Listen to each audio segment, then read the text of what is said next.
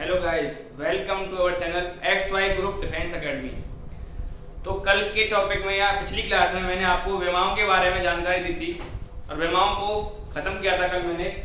आज का हमारा नया टॉपिक है काइनेमेटिक्स। आपने सुना होगा काइनेमेटिक्स, आज हम आपको उसके बारे में बताएंगे। ये नया टॉपिक है, नया चैप्टर है। आज मैं इसको चालू कर रहा हूँ पहले से, तो ध्यान से पढ़ना है इसको, ठीक है। तो टॉपिक है हमारा काइनेमेटिक्स, मतलब कण गति।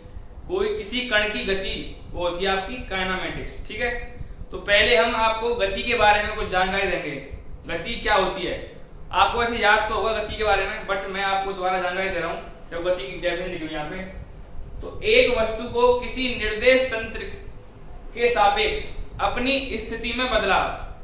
कोई भी कण है वो अपनी स्थिति में बदलाव कर रहा है, एक जगह से दूसरी जगह पर जा रहा है, अपनी स्थिति को चेंज कर रहा है, तो वो क्या हो जाएगा, आपका गति हो जाएगा। मतलब एक वस्तु किसी निर्देश तंत्र, कोई भी आपको तंत्र दे रखा है, जैसा निर्देश दे रखा है, उसके सापेक्ष अपनी स्थिति में जो बदलाव करता है उसे क्या कहते हैं, हम गति कहते हैं, ठीक है।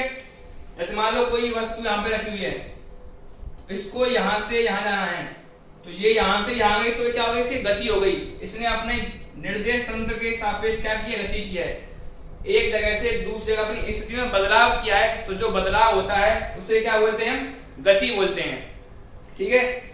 तो गति वैसे आप इसमें पढ़ेंगे एक विमीय गति,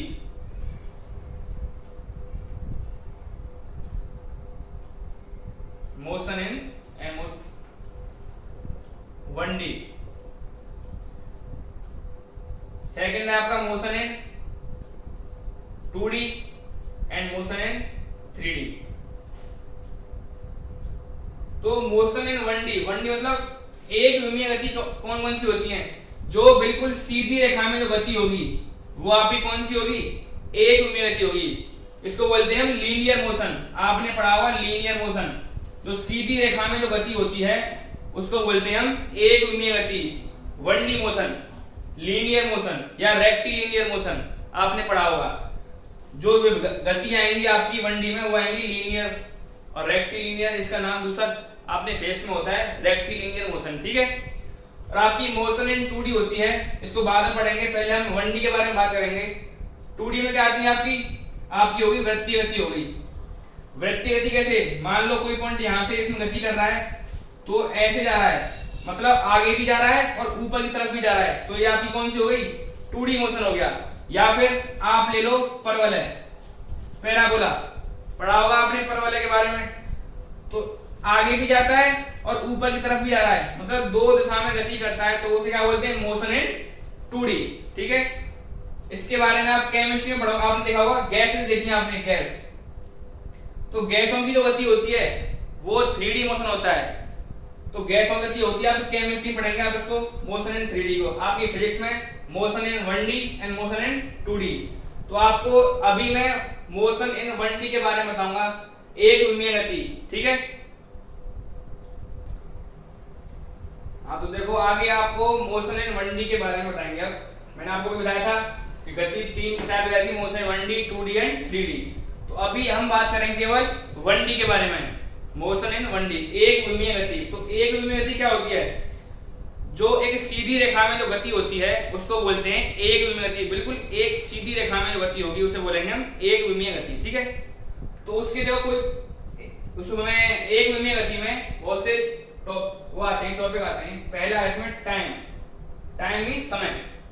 तो समय में यह समय कैसी राशि है, अदिश राशि है, और इसकी ऐसा इकाई क्या है, सेकंड है। ऐसा इकाई आपको पता होगा, समय की इकाई सेकंड होती है, ये तो बहुत ही नॉर्मल चीज है। तो ये कैसी राशि, अदिश राशि है। दूसरा है देखो, किसी एक क्षण पर या किसी एक समय पर एक वस्तु एक ही स्थिति पर होती है। मान लो 2 सेकंड पर कोई वस्तु कोई सी जगह पर खड़ी हुई है, तो वो उसी क्षण पर उसी जगह खड़ी रहेगी, ठीक है। और वही वस्तु, इसका मतलब एक क्षण पर एक वस्तु एक ही स्थिति, तीनों एक समान होनी चाहिए। कोई समय भी, वस्तु भी और स्थिति भी एक जैसी होनी चाहिए, ठीक है। और तीसरा पॉइंट है, समय कभी कम नहीं होता है, समय कभी कम नहीं होगा, क्या होगा, हमेशा बढ़ेगा ये, ठीक है। दूसरा देखो इसमें स्थिति, पोजीशन। यह किसी निर्देश बिंदु के सापेक्ष परिभाषित होती है। जो एक विमीय गति होती है वो किसी निर्देश बिंदु, कोई बिंदु दे रखा होगा आपको, उसके सापेक्ष इसको परिभाषित करना होगा। यदि वस्तु बिंदु ए से बिंदु बी तक वक्रीय पथ ए सी बी पर चलती है, मान देखो ये डायरेक्शन है x, ये y डायरेक्शन है, यहां पर एक बिंदु A से एक वक्रीय पथ ACB B तक पहुंच रही है। कैसे? A फिर C, ये हो गया आपका वक्रीय पथ ACB द्वारा B पर पहुंच रही है। तो A एवं B के स्थिति सदिश कौन से होंगे?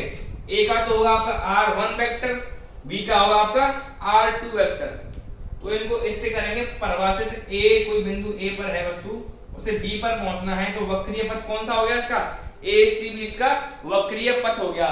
तो एक विमीय गति में पहला आपका टॉपिक होगा समय, दूसरा स्थिति। अभी आज के बारे में आगे आपको और टॉपिक बताएंगे, ठीक है। अभी आपको मैंने दो टॉपिक बताए थे एक विमीय गति के, पहला समय और दूसरा बताया आपको स्थिति। अभी देखो तीसरा दूरी है और ये आपका विस्थापन। बहुत ही कॉमन चीज है इन दोनों में और बहुत बच्चे यहाँ पे अटकते हैं। दूरी और विस्थापन में क्या अंतर होता है, दूरी क्या होती है, विस्थापन क्या होता है, तो उसके बारे में आपको बताऊंगा। देखो मान लो यहाँ पे कोई पॉइंट A पॉइंट है और यहाँ पे B पॉइंट है। कोई वस्तु A से चली है और B तक पहुंचना है उसको, उसके बहुत सारे रास्ते हैं। एक रास्ता ये हो गया, एक रास्ता ये हो गया और एक रास्ता बिल्कुल ये हो गया। A से जाना है उसको, कहां पहुंचना है? B तक पहुंचना है। तो दूरी और विस्थापन क्या क्या चीज होती है वो आपको यहां बताएंगे। देखो दूरी क्या होती है, किसी कोई वस्तु एक बिंदु से दूसरे बिंदु तक पहुंच रही है, उसे हम दूरी बोलेंगे। एक बिंदु से दूसरे बिंदु तक चली गई जो डिस्टेंस होती है उसे दूरी बोलेंगे। और विस्थापन क्या होगा? विस्थापन होगा आपका एक बिंदु से दूसरे बिंदु तक चली गई न्यूनतम दूरी। एक बिंदु से यहां से और यहां तक चली गई जो न्यूनतम दूरी होगी वो क्या होगी? आपकी विस्थापन होगा। तो सबसे कम दूरी कौन सी होगी? जो एक विमीय गति होगी, जो सीधी लाइन में जो गति होगी उसको बोलेंगे हम विस्थापन। एक बिंदु से दूसरे बिंदु तक चली गई न्यूनतम दूरी को हम बोलते हैं विस्थापन, ठीक है। तो इनमें देखो बहुत सारी कॉमन चीजें हैं, बहुत सारी अलग चीजें हैं। दूरी का पहला आपका देखो क्या है, दूरी एक अदिश राशि है। कैसी राशि? दूरी अदिश राशि है। और आपका विस्थापन कैसी राशि है? सदिश राशि है। दूरी का मात्रक क्या होता है? मीटर होता है। और विस्थापन का मात्रक भी क्या होगा आपका? मीटर होगा। और दूरी हमेशा कैसी रहेगी? पॉजिटिव। दूरी नेगेटिव नहीं होगी, हमेशा कैसी रहेगी? दूरी पॉजिटिव रहेगी। केवल विस्थापन ही ऐसा है जो पॉजिटिव भी रह सकता है, नेगेटिव भी हो सकता है और शून्य भी हो सकता है। जैसे देखो A बिंदु है, यहाँ पे हमको B तक पहुंचना है। हम A से B तक गए, मान लो 2 मीटर चले हम, A से B तक चले हम 2 मीटर। फिर वापस हम B से A तक आ गए। हम कहां पे आए? वापस A पर आ गए। कहां से? पहले हम चले ऐसे, फिर हम चले ऐसे।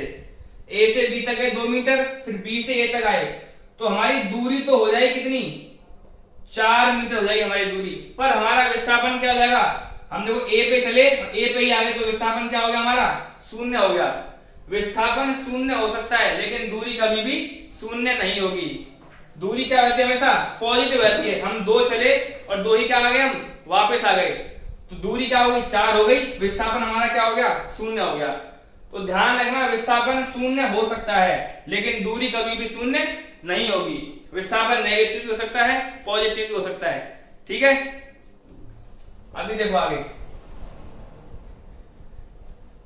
दूरी और विस्थापन में एक रिलेशन होता है, एक संबंध होता है दूरी और विस्थापन में।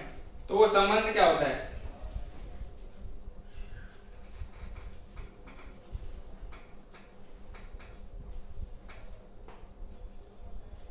क्वेश्चन आता है पूछने के लिए, आपको मैं ऑप्शन दे रहा हूं। पहला ऑप्शन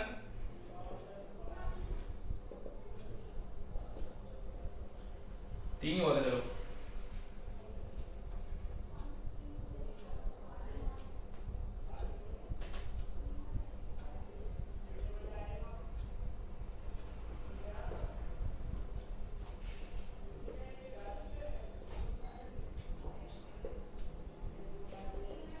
आपके 4 ऑप्शन है, दूरी और विस्थापन में संबंध इनमें से कौन सा सही है वो आपको बताना है। ये क्वेश्चन बहुत बार पूछा जा चुका है तुम्हारा कि दूरी और विस्थापन में संबंध क्या होता है। देखो दूरी कभी भी विस्थापन के बराबर होती होती, दूरी और विस्थापन बराबर हो सकते हैं या नहीं हो सकते हैं। जैसे देखो ए से चले हम बी पर, 2 मीटर मान लो इसको, ए से गए बी पर तो 2 मीटर तो इसकी दूरी हो गई और विस्थापन भी क्या हो गया इसका 2 मीटर हो गया, क्योंकि ए से बी तक की दूरी है वो कितनी है 2 मीटर है, तो विस्थापन और दूरी बराबर हो सकते हैं। ठीक है। दूसरा आपका दूरी विस्थापन से कम हो सकती है, ये ऑप्शन आपका गलत है। कभी भी विस्थापन ज्यादा नहीं होगा दूरी से, दूरी हमेशा विस्थापन से ज्यादा रह सकती है, ये हो सकता है। दूरी ज्यादा हो सकती है विस्थापन से, ये आपका ऑप्शन सही हो सकता है। तो इसमें 2 ऑप्शन यहाँ पे कौन से, दूरी बड़ी है विस्थापन से सही है और दूरी बराबर है, तो दोनों किसमें आ रही है, दूरी बड़ी और बराबर है विस्थापन से, तो आपका चौथा ऑप्शन इसमें सही होगा, जिसमें बराबर भी आ रहा है और दूरी बड़ी भी आ रही है, तो दोनों का होना जरूरी है ऑप्शन में। अगर ये ऑप्शन है तो इसमें ये वाला सही है, अगर ये ना हो ये दोनों हो तो वो ऑप्शन अगर तुम्हें डबल टिक करने आ रहा है तो उसमें ए और सी करेंगे, अन्यथा कोई सा ऑप्शन नहीं होगा, नन ऑफ दी होगा उसमें से। ये अगर ऑप्शन में आ रहा है तो ये आपका सही है, बाकी सभी क्या है गलत है। ठीक है। तो दूरी और विस्थापन में संबंध हो गया आपका, दूरी ग्रेटर देन इक्वल टू विस्थापन, बराबर भी हो सकती है और उससे बड़ी भी हो सकती है। ये दूरी और विस्थापन में संबंध है, बहुत ही इंपॉर्टेंट है, पूछने के लिए आता है पेपरों में।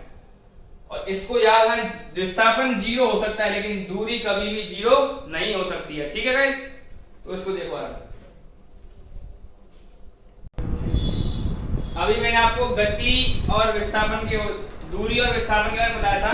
अभी आपका टॉपिक है चाल और वेग, स्पीड एंड वेलोसिटी। तो स्पीड क्या होती है और वेलोसिटी क्या होती है, इनमें संबंध क्या होता है उसके बारे में जानकारी देंगे। देखो चाल का होता है आपका फॉर्मूला दूरी बट्टे समय, हिंदी में दूरी बट्टे समय, डिस्टेंस अपॉन टाइम, समय के साथ दूरी में जो परिवर्तन होगा वो आपका क्या होगा चाल होती है। और वेग क्या होती है, डिस्प्लेसमेंट अपॉन टाइम, मतलब विस्थापन बट्टे समय। तो समय के साथ दूरी में परिवर्तन चाल होती है और समय के साथ विस्थापन में परिवर्तन क्या होता है, वेग होता है। तो चाल और वेग 2 प्रकार के होते हैं, एक होता है आपका औसत चाल और एक होता है आपकी तात्क्षणिक चाल। ऐसे ही 2 यहाँ पे होते हैं, औसत वेग और तात्क्षणिक वेग, एवरेज स्पीड एवरेज वेलोसिटी। अभी टॉपिक हमारा चलेगा आपका औसत चाल का, इसके बारे में आपको अगली क्लास में पढ़ाएंगे। तो औसत चाल और औसत वेग में क्या संबंध है, चाल होती है अदिश राशि और ये होती है आपकी सदिश राशि। औसत चाल हमेशा कैसी होगी, पॉजिटिव होगी। जैसे दूरी आपकी पॉजिटिव थी ऐसे आपकी चाल क्या होगी, पॉजिटिव होगी। और ये वेलोसिटी जो है आपकी पॉजिटिव नेगेटिव और शून्य हो सकती है। जैसे डिस्प्लेसमेंट आपकी पॉजिटिव नेगेटिव और शून्य थी, ऐसी आप क्या होगी वेलोसिटी भी पॉजिटिव नेगेटिव और शून्य होगी। इनका एक फॉर्मूला होता है, देखो औसत चाल होती है आपकी डेल्टा टी समय में, औसत वेग भी आपका डेल्टा टी समय में, और जो तात्क्षणिक था वो होता है आपका dt समय में, और यहाँ पे भी तात्क्षणिक था वो भी होता है dt समय में। तो dt और डेल्टा टी में क्या अंतर है, dt होता है आपका बहुत कम समय के लिए, dt क्या होता है बहुत कम समय के लिए, और डेल्टा टी आपका होता है ज्यादा समय के लिए। तो ज्यादा समय में जो परिवर्तन होता है वो क्या होती है, औसत चाल होती है, और यहाँ पे क्या होता है औसत वेग होता है, और जो कम में होगा वो आपकी तात्क्षणिक चाल और तात्क्षणिक वेग होगा। ठीक है। तो इसका फॉर्मूला है, यहाँ पे दूरी बट्टे समय, मतलब कुल दूरी बट्टे कुल समय, और यहां पे क्या होगा कुल विस्थापन बट्टे कुल समय। यह आपका इसका फॉर्मूला होगा, कुल दूरी बट्टे कुल समय, और ये हो गया कुल विस्थापन बट्टे कुल समय। इन दोनों क्या हो गए फॉर्मूले हो गए। अभी आपका यहां तक क्लियर हो चुका है। आगे क्लास में आपको तात्क्षणिक चाल और वेग के बारे में बताएंगे, ठीक है। तो वीडियो अच्छी लगी हो तो उसको लाइक करें, बहुत से बहुत शेयर करें, ठीक है।